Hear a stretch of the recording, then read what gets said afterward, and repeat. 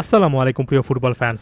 ইউরোকে সামনে রেখে finally England এবং স্পেন তাদের স্কোয়াডটা ঘোষণা করেছে এবং এই মুহূর্তে আপনাদের অনেকের জিজ্ঞাসা আছে ফুটবল ফ্যাকের আজকের এই ভিডিওতে দুটো স্কোয়াড সম্পর্কে একটু সংক্ষিপ্ত আলোচনা করব। জাস্ট ফার্স্ট লুক দিচ্ছি, পরবর্তীতে আরও ইন ডিটেলস পরবর্তী ভিডিওগুলোতে ব্যাখ্যা করা যাবে। এই মুহূর্তে ইংল্যান্ডের স্কোয়াডে যদি দেখি 33 জনের দল থেকে যে 26 জনের দল কোচ গ্যারেথ সাউথগেট নামিয়ে এনেছেন, এখানে বড় রকমের একটা আলোচনা হচ্ছে হয়তোবা বেশ কয়েকজন পরিচিত মুখকে কেন্দ্র করে, যেমন জ্যাক গ্রিলিশ, হ্যারি ম্যাগুয়ার কিংবা টটেনহাম হটস্পারের মিডফিল্ডার জেমস ম্যাডিসন এরা সুযোগ পাননি, এদেরকে কেন্দ্র করে আলোচনাটা বেশি চলছে। তবে এখানে একটা জিনিস অনেক বেশি করে মাথায় রাখতে হবে যে কোনো একটা দল, বিশেষ করে যেখানে প্রমিনেন্ট বা ভালো প্লেয়ার আছেন, তাদেরকে কেন্দ্র করে একটা দল তৈরি করার সময় কোচের অনেকগুলো কঠিন সিদ্ধান্ত নিতে হয়। ইংল্যান্ডের ক্ষেত্রেও অন্তত 2-3 জন প্লেয়ারের ক্ষেত্রে এই জিনিসটা দেখা গিয়েছে। যেমন হ্যারি ম্যাগুয়ার শেষ পর্যন্ত ডিফেন্সে জায়গাটা পাননি, খুব একটা বেশি সমালোচনার জায়গা আমি আসলে এখানে দেখছি না, কারণ গ্যারেথ সাউথগেট এই প্লেয়ারটাকে যথেষ্ট সুযোগ এর আগে কঠিন সিচুয়েশনেও দিচ্ছিলেন।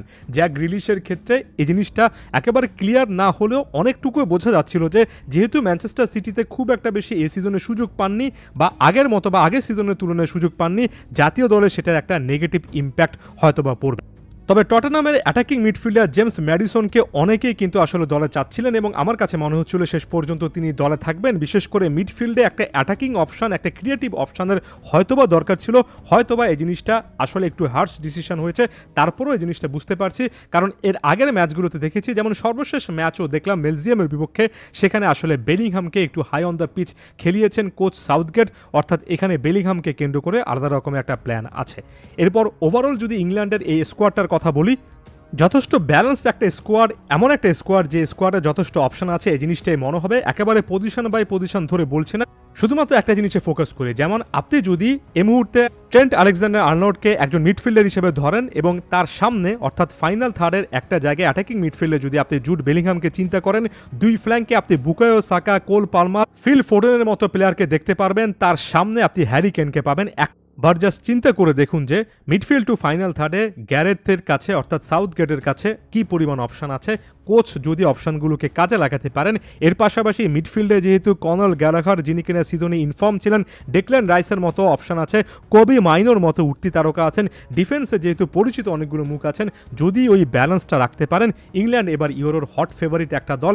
স্কোয়াডের গভীরতায় সেই জিনিসটা স্পষ্ট দেখা যাচ্ছে। যদিও আমরা সকলেই জানি যে স্কোয়াডটা যতটাই শক্তিশালী হোক না কেন, ইংল্যান্ডের ক্ষেত্রে লাকটা অনেক সময় তাদের ফেভারে আসে না, সেই জিনিসটাও মাথায় রাখতে হবে। এরপর যদি স্পেনের ক্ষেত্রে আসি, স্পেনের যে 26 জনের স্কোয়াড ঘোষণা করা হয়েছে, সেখানেও কয়েকটা পজিশন, কয়েকজন প্লেয়ারকে নিয়ে আলোচনা করার সুযোগ আছে। তবে এই মুহূর্তে পাউ কুবার্সি, মাত্র 17 বছর বয়সী এ বার্সার ডিফেন্ডারকে ঘিরে অনেক আলোচনা চলছে, তাকে বাদ দেওয়া হয়েছে। যদিও আমি এই জিনিসটার অনেক বেশি করে সমালোচনা করব না, মাত্র 17 বছর বয়সী একজন প্লেয়ার, তার সামনে উজ্জ্বল ভবিষ্যৎ আছে। এমন সিচুয়েশনে অনেক সময় এক্সপিরিয়েন্সের দিকে কোচ বেশি যেতে চান, হয়তোবা যে কারণে এই সিদ্ধান্তটা দে লা ফুয়েন্তে নিয়েছেন। এরপর যদি ওভারঅল স্পেনের এই স্কোয়াডের কথা বলি, আপনি মিডফিল্ডে বড় রকমের একটা নির্ভরতা পাবেন এবং মিডফিল্ড নির্ভর আরও একটা মিশনে যে এই দলটা যাবে, সে জিনিসটা স্পষ্ট বোঝা যাচ্ছে। স্পেনের কাছে ওভারঅল যে স্কোয়াডটা আছে, গোলকিপিং এবং ডিফেন্স সবচেয়ে বেস্ট বলবো না, তবে এখানে আসলে রেগুলার পারফর্মার অনেকে আপনি খুঁজে পাবেন। যেমন ডিফেন্সে Dani Carvajal, Jesus Navas, Aymeric Laporte, Alex Grimaldo, বেশ কয়েকটা ভালো অপশন আছে। মিডফিল্ডে বিশেষ করে রদ্রি, মার্টিন জুবিমেন্ডি, তারা একই পজিশনের প্লেয়ার না হলেও হয়তো বা ভালো হতো। তবে আর পাশাপাশি আপনি যদি পেড্রির কথা চিন্তা করেন, Mikel Merino, Fabian Ruiz, Fermin Lopez, again অনেক অপশন খুঁজে পাবেন। ফাইনাল থার্ডে লামিন ইয়ামাল খুবই ক্রুশাল হবেন। নিকো উইলিয়ামসও অনেক বেশি করে ক্রুশাল হতে পারেন। নিকো উইলিয়ামস এবং লামিন ইয়ামাল যদি উইংয়ে তাদের স্বাভাবিক খেলাটা খেলতে পারেন, এবারের স্পেনের অ্যাটাক লাইনে ফাইনাল থার্ডে যথেষ্ট স্পিড আমরা দেখতে পারবো, যেটা এর আগের অনেকগুলো মেজর টুর্নামেন্টে দেখা যায়নি। মনে হয়েছে যে মিডফিল্ডে একটু গতানুগতিক গদবাধা সিস্টেমে খেলতে গিয়ে স্পেন এক কথায় চান্সেসটুকু নিচ্ছে না, অনেক সময় ডিবক্সে জায়গা মতো বল পাওয়ার পরও সেখানে শট নিচ্ছে না। নাম্বার 9 পজিশনে আলভারো মোরাতা, হুসিলুর মতো অভিজ্ঞ প্লেয়ার আছেন, মিকেল ওয়েরজাবালের কথা মনে রাখতে হবে। তবে এখানে এই জিনিসটা বলতে পারবেন যে অন্যান্য দলের মতো একেবারে পিওর গোল স্কোরার, লাগাতারভাবে গোল করে যাবেন এমন একটা প্রোফাইলের মিসিং আছে। আবার কাউন্টার লজিকও দেওয়া যায় যে স্পেন সাধারণত যে কোনো একটা টুর্নামেন্টে যথেষ্ট ভালো ডিফেন্সিভ এবং একই সঙ্গে মিডফিল্ড কন্ট্রোলে রেখে অন্যান্য দল থেকে তুলনামূলক কম গোল দিয়ে পরবর্তী রাউন্ডগুলোতে যেতে পারে। দেখা যাক এবার দে লা ফুয়েন্তের স্পেন সেই জিনিসটা করতে পারে কিনা। এই দলগুলো সম্পর্কে আরও অনেক বিস্তারিত আপডেট আসবে, অবশ্যই ফুটবল ফ্যাকের সাথেই থাকবেন।